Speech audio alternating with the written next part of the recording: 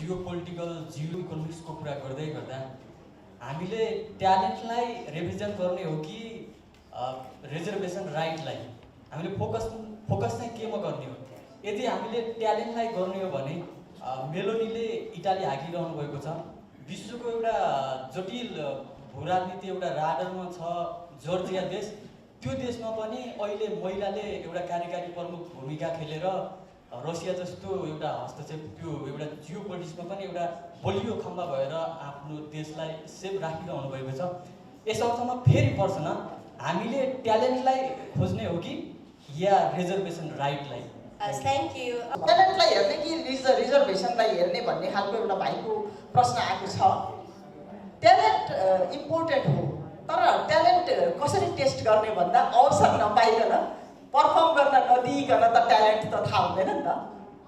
तपाईँमा talent छ कि मलाई ट्यालेन्ट छ, हुनुहोस्, मभन्दा बढी ट्यालेन्ट तपाईँ हुनुहुन्छ होला, तर तपाईँलाई मैले फरेन मिनिस्टर नबनाउनु त्यसम्म त I don't know whether you have talent or not, होइन र? त्यो हो कि त्यो भएर अवसर हिजो अस्ति वर्षौँदेखि महिलाहरूले अवसर पाएकै छैनन् ट्यालेन्ट देखाउने। त्यो ट्यालेन्ट देखाउने अवसर पाउनु भनेर हामीले रिजर्भेसनको कुरा गरे हो।